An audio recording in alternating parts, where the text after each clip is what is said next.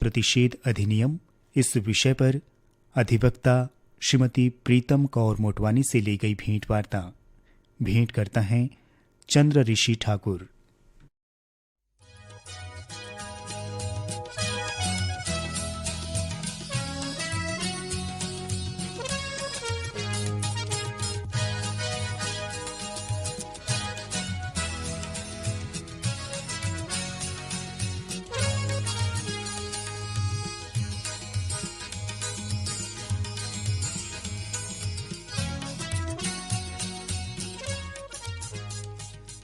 कानून की बात सुन रहे आप सभी श्रोताओं को चंद्र ऋषि ठाकुर का नमस्कार।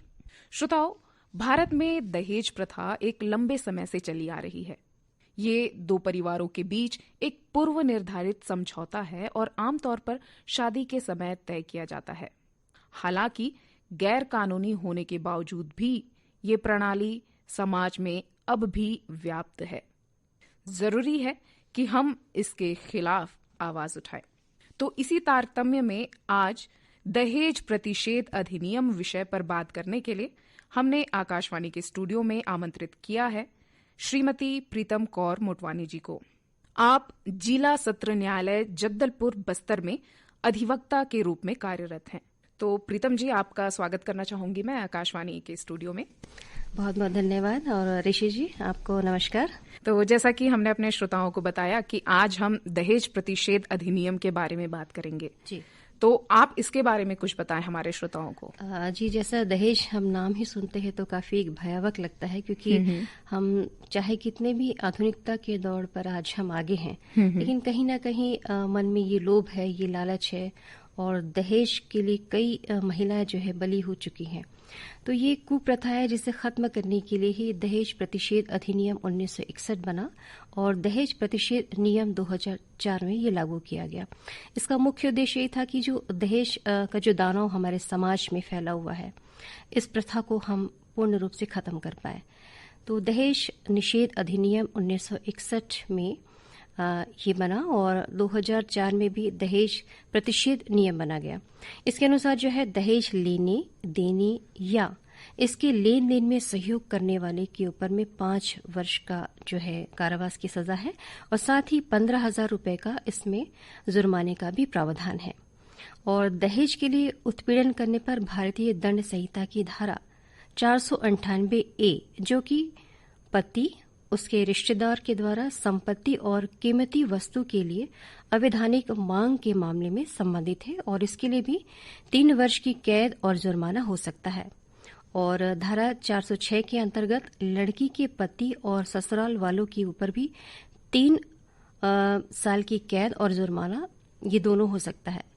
और यदि हम देखते हैं कि बात करते हैं हम दहेज प्रताड़ना की बात है या दहेज मांग की बात है, तो इसमें कुछ और धाराएं भी जुड़ी है, जिसमें हम देखते हैं धारा 3 और जो 4 है, ये दहेज अधिनियम जो हम देख रहे हैं, दहेज निषेध अधिनियम 1961। तो इसमें जो धारा 2 है, ये जैसे कि हम जानते हैं कि दहेज का मतलब क्या है। कई बार ऐसा हम सोचते हैं ना कि दहेज क्या है। हम आमतौर पर हम ये सोचते हैं कि दहेज एक डिमांड के रूप में तो मांग सोच ही रहे हैं और समझते भी है, लेकिन एक जो गिफ्ट होता है, एक माता पिता अपनी बेटी को ये सोच के देती है कि वो एक नए गृहस्थी शुरू कर रही है, तो वो अपने जीवन को बहुत अच्छे से वो जी पाए, इसके लिए वो एक प्रेम के रूप में उसे गिफ्ट देती है। लेकिन जब ये मांग के रूप में आ जाता है, जब लड़के पक्ष से मांग की जाती है, हाँ, मतलब वर से वधू के लिए डिमांड किया जाता है, तो फिर ये सारी चीजें दहेज के रूप में आ जाती है। और दहेज का मतलब मेन चीज ये होता है कि कोई भी संपत्ति या फिर बहुमूल्य प्रतिभूति, इसमें देन और लेन करना प्रत्यक्ष और परोक्ष रूप से होता है, जिसको हम दहेज के रूप में देखते हैं। या हम ये कहें कि विवाह में एक पक्ष के द्वारा दूसरे पक्ष को या विवाह के समय किसी पक्षकार को वो देना, ये दहेज के रूप में हम उसे देखते हैं। जी, ये तो आपने दहेज का अर्थ बताया। जी, कई बार ऐसा देखा जाता है कि जब लड़का लड़की की शादी होती है तो लड़की के जो माँ बाप हैं, अगर वो इकलौती लड़की हो या फिर बहुत ज्यादा वो प्यार करते हैं और पुत्री को भेंट स्वरूप बहुत सारी संपत्ति दे देते हैं, तो क्या ये भी दहेज में आएगा कि नहीं? देखिए, दहेज तो ये रहेगा क्योंकि ये गिफ्ट है। एक तौर से हम देखा जाए तो ये एक दहेज को हम गिफ्ट के रूप में देखते हैं। लेकिन जब ये गलत तब हो जाता है जब दूसरे पक्ष के द्वारा ये डिमांड के रूप में आता है और उसको प्रेशर दिया जाता है, तब फिर दहेज प्रताड़ना का हम उसके ऊपर में अधिनियम लागू करके उसमें सजा का भी जो भी प्रावधान है या जो केस दर्ज करना, ये सारी चीजें आते हैं। अभी आपने एक अच्छी बात कही कि एक माता पिता अपने इकलौती संतान को या जिससे वो बहुत ज्यादा प्रेम करते हैं, वो चाहते हैं कि हमारी बेटी जिस नए घर पे जाए वो हम सारी चीजें, सारी सुविधाएं हम उसको दे पाए। तो ये उसका स्त्री धन होगा जो कि वो उसको संभाल के रख पाएगी। और इसमें मैं आपको एक बात और बताना चाहूंगी कि जब हम विवाह के समय में कोई भी वस्तु देने के लिए करार करते हैं, जैसे हम कई बार हमने देखा होगा कि रिश्तेदारों में सगाई के समय हमारी बात हो जाती है कि अब शादी होगी तो हम अपने दामाद को मोटरसाइकिल देंगे, कार देंगे या इतने रुपए देंगे। हालांकि ये करार शून्य होता है क्योंकि इसमें करार का कोई उल्लेख नहीं है, लेकिन हम क्या करते हैं कि अपनी बेटी को देने के लिए एक वादा करते हैं।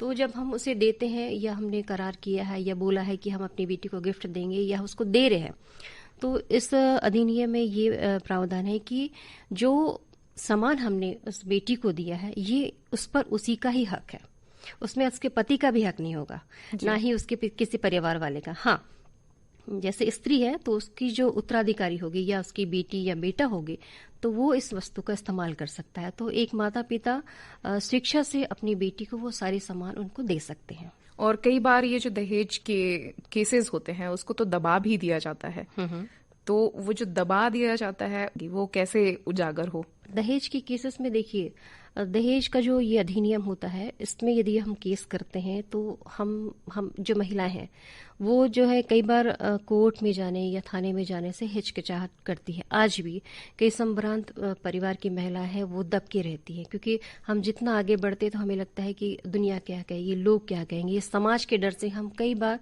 प्रताड़ित होते हैं। महिलाओं में ये चीजें हमने देखा है कि कॉम्प्रोमाइज वो बहुत ज्यादा करते हैं और सोचते कि जो चल रहा है चलने दो। लेकिन कई बार आप देखना कि दहेज की वजह से कई बार महिला इतनी ज्यादा मानसिक रूप से प्रताड़ित होती है, कभी शारीरिक रूप से, और कई बार तो वो या तो सुसाइड कर लेती है या तो उसकी हत्या कर दी जाती है जी। तो मैं यहाँ पे ये कहना चाहूंगी कि यदि ऐसे लालची परिवार में आपकी बेटी या आपके रिश्तेदार जाते हैं तो उनको आवाज जरूर उठानी चाहिए और केस तो जरूर करना चाहिए। आप इसमें देखिएगा जो धारा है ये इसमें जमानत बिल्कुल नहीं होती है, ये गैर जमानती है और इसमें पति के साथ में जितने लोगों ने उसको प्रताड़ित किया है वो सीधे इसमें जेल जाएंगे। जी जी, जैसा कि आपने बताया कि दहेज के दबाव में कभी कभी स्त्री सुसाइड भी कर लेती है या कभी ससुराल वालों के पक्ष से ही उसको मार दिया जाता है। तो अगर ऐसी कोई घटना हुई कि दहेज के लोभ में उसको प्रताड़ित किया गया और स्त्री की किसी भी स्थिति में मौत हो गई तो किस तरह की सजा उनको मिल सकती है, कितनी सजा मिल सकती है? देखिए इसमें मैं आपको बताती हूँ कि जब दहेज के साथ में प्रताड़ना होती है और हम देखते हैं कि बहुत ज्यादा उसको मानसिक रूप से प्रताड़ना मिल रही है, साथ में शारीरिक भी है और साथ में उसकी जान भी चली जाती है। तो इसमें मैं आपको बताना चाहूंगी कि यदि किसी लड़की के विवाह के 7 वर्ष के भीतर असमान परिस्थितियों में मौत होती है और यह साबित कर दिया जाता है कि मौत से पहले उसे दहेज के लिए प्रताड़ित किया गया था, जो कि भारतीय दंड संहिता की धारा 304B के तहत लड़की के पति और रिश्तेदारों को कम से कम 7 वर्ष से लेकर आजीवन कारावास की सजा हो सकती है। तो आप इसमें देखिएगा कि 304B में लगेगा, साथ में ही 7 वर्ष का कारावास भी है। और कई बार यदि क्रूरता साबित हो जाती है, यानी उसको बहुत बुरी तरीके से मारा गया है, बहुत सताया गया है, तो क्रूरता के आधार पर उसे आजीवन कारावास की सजा भी हो सकती है। तो इसलिए ये बहुत ही गंभीर विषय भी है और काफी खतरनाक ये धारा भी है, जिसका कई बार हम देखते हैं कि कुछ महिलाएं इसका दुरुपयोग भी करती हैं। तो ये हालांकि कानून इसलिए बनाया गया है कि जो वाकई पीड़ित महिला है उन तक न्याय पहुंच पाए। लेकिन हम देखते हैं कि आज के समय में बहुत सारे लोग इतने शातिर हो गए हैं कि इस धारा का गलत उपयोग करके वो एक बड़े परिवार में शादी भी करते हैं, फिर उनके घर वालों को फंसाने की भी कोशिश करते हैं, गलत केस में गलत तरीके से फंसाने की भी कोशिश करते हैं और उसके बाद एक मोटी रकम वो हासिल करना चाहते हैं। तो इसका जितना आप देखिएगा कि सदुपयोग के लिए बनाया गया है, उतना दुरुपयोग भी महिलाएं इसका करती हैं। तो दुरुपयोग की स्थिति में क्या किया जा सकता है, उसके लिए क्या कानूनी प्रावधान है? देखिए, कानून में एक चीज आपने देखा होगा और सुना भी होगा कि कानून बहुत लचीला है, खास तौर पर महिलाओं के लिए। यदि महिला कहेगी कि ये मेरे साथ हुआ है, तो बस महिला का बोलना ही कई बार काफी होता है कि हमेशा कानून महिलाओं की इज्जत करता है। वो ये कहता है कि यदि महिला दुखित है, पीड़ित है, तभी तो वो अपनी आवाज यहाँ तक पहुंचा रही है। इसलिए कानून हमेशा महिलाओं की पहले मदद करता है। इसलिए कई बार देखना कि जो पुरुष पक्ष है वो कई बार कमजोर होता है, चाहे वो तलाक की बात हो, भरण पोषण की बात हो या फिर प्रताड़ना की बात हो। सही हो तो अच्छी बात है, यदि गलत हो तो दूसरे पक्ष को बहुत बार भुगतना पड़ता है। तो जैसे कि अभी हम बात कर रहे थे कि गलत केस यदि दायर हो जाता है तो इसमें सबूत का भार तो फिर हमारे ऊपर आता है, क्योंकि हमको ये साबित करना है कि हमने ये सारी चीजें नहीं की है, हमने उनको प्रताड़ित नहीं किया है। तो इसमें मैं ये बोलना चाहूंगी कि यदि आपको लगता है कि आपके परिवार को ऐसी महिला परेशान कर रही है बेवजह आपके साथ, देखिए कई बार ऐसा होता है कि हम सिर्फ पति को नहीं फंसाते, हम कोशिश करते हैं उसकी ननद को, उसकी सास को, उसके ससुर को, सारे लोगों को। आप देखिएगा कि जब दहेज प्रताड़ना का जब भी केस बना है, पूरे परिवार, पूरे खानदान को जेल में भेज दिया जाता था जी। तो उसमें भी हर बार संशोधन होता है और कई बार ऐसा प्रावधान बनाया गया है ताकि जो वाकई जिसने गुनाह किया है उसको सजा मिले, चाहे वो पति हो, चाहे वो सास हो या ससुर हो। तो इसमें कोशिश ये कीजिए कि जब भी आपको लग रहा है कि आपके साथ ऐसा होने की संभावना है, आपको आशंका है, तो आप कॉल डिटेल रखिए, कुछ फोटोग्राफ्स रखिए, कुछ रिकॉर्डिंग रखिए, ताकि ये चीजें आपको कोर्ट में एक बचाव का कारण बन सके। जब ऐसी स्थिति आती है तो कोई भी व्यक्ति मानसिक रूप से या पहले से इसके लिए प्रिपेयर्ड नहीं होता, पहले से ही तैयार नहीं होता कि शायद ये आगे जाके दहेज के लिए केस कर दे, तो ऐसी स्थिति में वो कैसे सबूत इकट्ठा करे? हाँ, देखिए कई बार होता है कि जब हम एक साथ परिवार में रहते हैं तो उसकी कुछ कुछ छोटी छोटी हरकतें या फिर उसकी धमकी या ऐसी कोई बातें होती है जो आपको इंगित करती है कि कहीं ना कुछ गलत होने वाला है। हमारा जो कहते हैं हमारा सिक्स सेंस है, या हम माहौल को देख के समझते हैं कि कहीं ना कहीं ये चीजें गलत दिशा में जा रही है। और यदि आपको कहीं से पता चल जाता है कि ये स्त्री हमारे परिवार को या मुझे दहेज के केस में फंसाना चाहती है, तो आप जो है इंटरिम बेल के लिए आप अप्लाई कर सकते हैं, ताकि जो है आपको मैंने बताया ना कि 498A जब इस केस में जब केस बनता है तो सीधी गिरफ्तारी होती है। तो इसको बचने के लिए अपने परिवार को सेफ रखने के लिए आपको इंटरिम बेल लगाना चाहिए, अग्रिम जमानत जिसे कहते हैं। और आपको वो पूरा एक कारण बताना पड़ेगा कि हमें अंदेशा है और कुछ कुछ चीजें आपको बतानी पड़ेगी कि इस तरीके से तैयारी चल रही है, हमारे खिलाफ षड्यंत्र होने वाला है, तो हम इससे अपने परिवार को बचाना चाहते हैं। तो इसके लिए इंटरिम बेल जो होता है ये आपको अप्लाई करना चाहिए। जी, आपने तो ये बहुत अच्छी बात बता दी। लेकिन जो महिलाएं दहेज से प्रताड़ित हो रही हैं या अभी भी उनको अपने ससुराल पक्ष से बार बार ये बोला जाता है कि आप हमें दहेज ला के दो या फिर कुछ चीजें हमें दिला दो, तो वैसी महिलाएं कानून को किस तरह से अप्रोच करें, कैसे कानूनी सहायता वो लें? देखिए, कानूनी सहायता के लिए आपने देखा होगा कि हर एक जिले में विधिक सेवा प्राधिकरण है, स्थायी लोक अदालत है और नेशनल लोक अदालत भी लगता है। और साथ में आपने देखा होगा कि महिला बाल विकास का भी है और एसपी ऑफिस में भी, मतलब हर जगह पे महिलाओं के लिए सुविधा दी गई है कि आप अपनी बातों को उन तक रख पाए। कई बार हम देखते हैं कि शहरी महिला तो काफी बातचीत में भी अच्छी होती है, उन्हें नॉलेज भी बहुत अच्छा होता है, तो वो अपनी बातों को रख पाती है। लेकिन हम जो ग्रामीण महिलाओं की बात करते हैं, कई बार वो समाज के डर से या परिवार में यदि मैं जाती हूँ, रिपोर्ट करती हूँ, तो ये लोग कहीं मुझे घर से ना निकाल दें, मेरे लिए ठिकाना नहीं रहेगा, बहुत सारी ऐसी बातें आती हैं जो उसको रोकती हैं। तो ऐसे में उनको चाहिए कि जैसे हमने देखा है कि महिलाओं के लिए भी शेल्टर बनाया गया है महिला बाल विकास में, तो ऐसे हर जगह पे एक समिति बनाई गई है जो कि महिलाओं की मदद के लिए बैठी है, एक समिति बनी है। तो मैं बता रही थी कि जगदलपुर में विधिक सेवा प्राधिकरण है जो कि स्थायी लोक अदालत के साथ भी है, तो वहां पे भी आप स्थायी लोक अदालत में भी है और उसके बाद विधिक सेवा प्राधिकरण। तो अब जब वहां महिला जाके अपनी बातों को बताएंगी तो वहां पे जो है महिलाओं के लिए फ्री में यानी निःशुल्क आपके लिए विधिक सेवा मिलता है। आपको 1 रुपए भी खर्च नहीं करना पड़ेगा और आपके लिए फ्री में एक वकील मिलेगा, चाहे आप लेडीज को रखना चाहे चाहे जेंट्स को रखना चाहे, वो आपकी बातों को, सारी चीजों को केस तैयार करेगा और उसके बाद आपके लिए वहां पे पूरी सहायता उपलब्ध कराएगा। तो महिलाओं को इसमें डरने की आवश्यकता नहीं है। विधिक सेवा प्राधिकरण जो जगदलपुर में है, आप वहां पे जाके सारी जानकारी ले सकते हैं। तो क्या सिर्फ कानूनी सहायता बस प्रदान की जाती है या और कोई सेवा मुहैया कराई जाती है? देखिए, यहाँ पे तो विधिक सेवा प्राधिकरण में कानून की ही सेवा प्रदान की जाती है। देखिए, जैसे मैंने भी बताया ना कि कई बार महिला को डर होता है कि मुझे वो कहीं घर से ना निकाल दे, वो ना मायके से रह पाती है ना ससुराल की, तो ऐसे समय में वो कहाँ जाए। तो हमने देखा है कि यहाँ पे सखी सेंटर है ना, तो वहाँ सखी सेंटर में भी जब तक आपके पास एक आश्रय नहीं होता, आपको वहाँ पे रहने की भी सुविधा उपलब्ध कराती है। प्रीतम जी, आपने लोक अदालत, स्थायी लोक अदालत और जिला विधिक सेवा प्राधिकरण के बारे में विस्तार से बताया। क्या राज्य के द्वारा भी कोई सहायता मुहैया कराई जाती है और इसकी सुनवाई कहाँ होती है? दहेज का जो मामला लगता है उसमें जो निर्णय लेने का जो क्षेत्राधिकार है वो मेट्रोपॉलिटन मजिस्ट्रेट या फिर प्रथम श्रेणी के मजिस्ट्रेट को ही अधिकार है।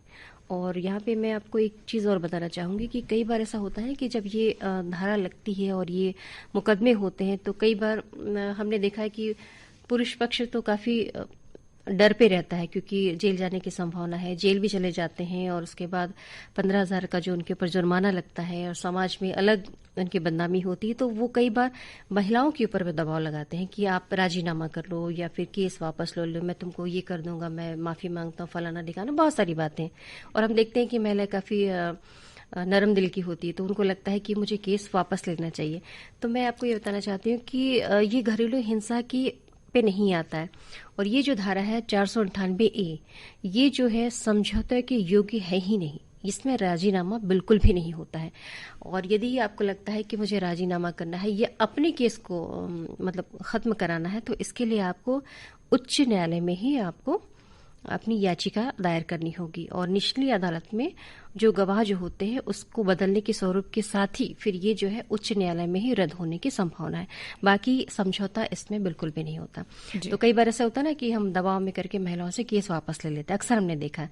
यहाँ ये चीजें को बिल्कुल भी हटा दिया गया है, राजीनामा बिल्कुल भी नहीं होगा, केस वापस नहीं लिया जा सकता, बिल्कुल नहीं लिया जा सकता। जैसे कोई महिला जानबूझकर अपने घर वालों के ऊपर, ससुराल पक्ष के ऊपर दहेज का केस डाल रही है और फिर मन उसका बदल गया, फिर उसको ये रियलाइज हुआ कि नहीं, मुझे अपने ससुराल वालों के साथ ऐसा नहीं करना चाहिए, फिर अगर वो वापस लेना चाहे तब भी नहीं हो पाएगा। इसके लिए मतलब ये जो मैंने आपको बताया कि एक बार केस जो दर्ज हो गया तो वो दर्ज हो गया, फिर उसमें पूरी सुनवाई होगी और उसके बाद यदि इसको रद्द करना है तो फिर आपको उच्च न्यायालय में जाना पड़ेगा। और यदि आपने बोला कि यदि उसको लगता है कि मन में परिवर्तन आ गया है या उसको रियलाइज हो गया कि मैंने गलत किया है, तो वो जैसे भी अपने बयान को बदले, लेकिन इसका डिसीजन तो होगा जरूर, राजीनामा नहीं होगा। डिसीजन होगा, राजीनामा नहीं होगा। और यदि खारिज कराना है तो आपको उच्च न्यायालय के दरवाजे पे जाना ही पड़ेगा।